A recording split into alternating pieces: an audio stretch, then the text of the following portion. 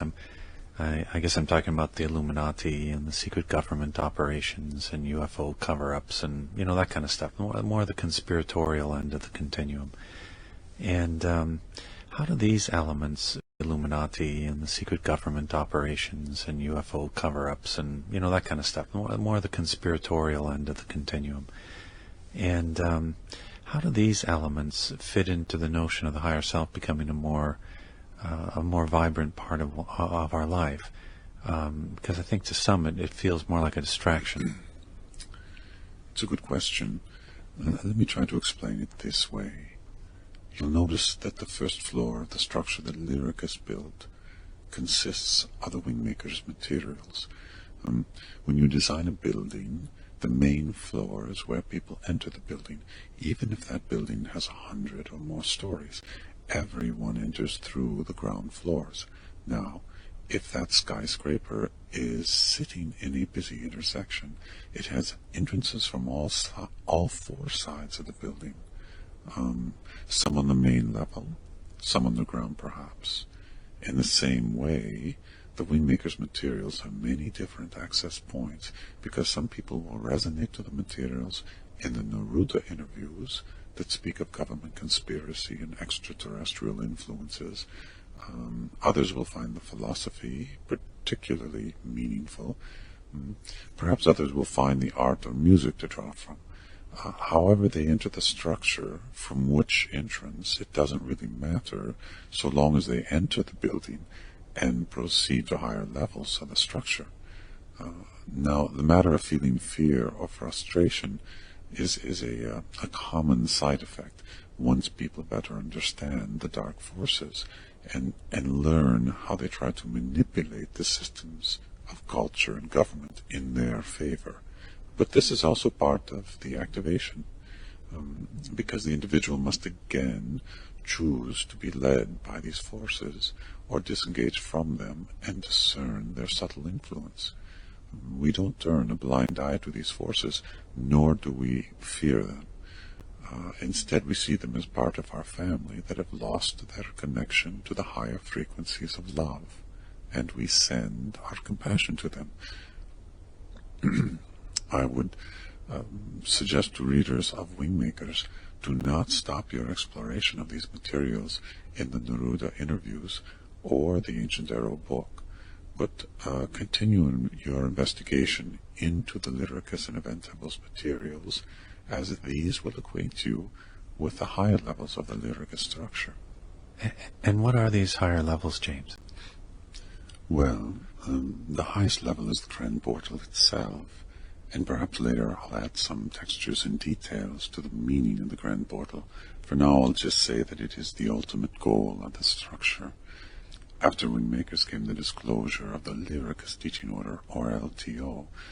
This was the next level of the structure that was built out so as to make clear that the mind behind the Wingmakers was not affiliated with the subject of its writings, namely the ACIO, or Incunabula, the Alpha organization of the Illuminati. So the LTO was disclosed in its role in seeding the human understanding of its purposeful journey to the Grand Portal. This was done to clarify the purpose of the Wingmaker's materials.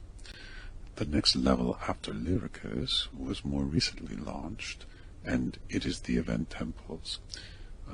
Event Temples is the activity-based level of transitioning from the abstractions of philosophy or mythology and placing the focus on living a love-centered life through the expression of the 6 heart virtues. These 3 levels, Wingmakers, Lyricus, and Event Temples, are aligned and coherent expressions of the one goal of our human family, uniting in the behaviors of love and collectively knocking on the door of the 5th dimension and meshing these energetics of the 5th dimension with the human domain. That is the Grand Portal. Okay. Are there going to be other levels between the Event Temples and the Grand Portal? Yes, certainly, but I'd prefer not to disclose these at this time. But let me say this.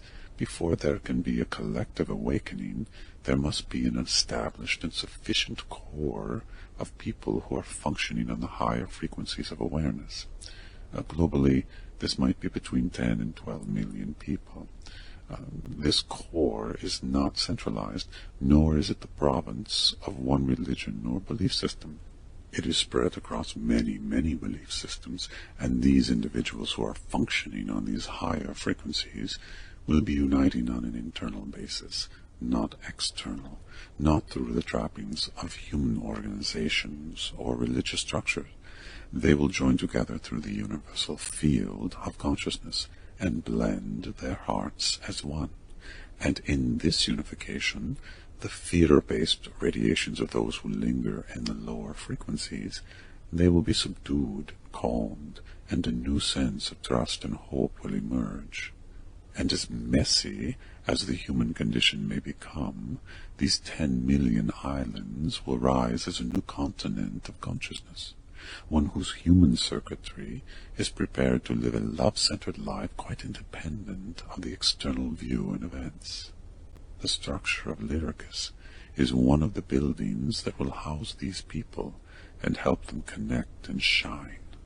Are you talking about 2012? I suppose in a roundabout way I am. Yeah. I have to say that the subject of 2012 is a frequent question that I get as well. Lots of different perspectives ranging from, like end times, the second coming, to a new golden age. It seems like it's all over the map, and it's an odd thing because you would expect it to have more of a convergence feel to it, and yet there seems to be about as divergent view on 2012 and what to expect as just any event I've ever heard about. So can you speak to that issue? I mean, what exactly will happen in 2012, and how will it be different than our current situation? Mm-hmm. Well, first let me say that the 2012 date is more of a culmination than it is an event unto itself. The process has been underway since the earliest coalescence of atoms into molecules, into stars, into angelic hosts, and into human creation.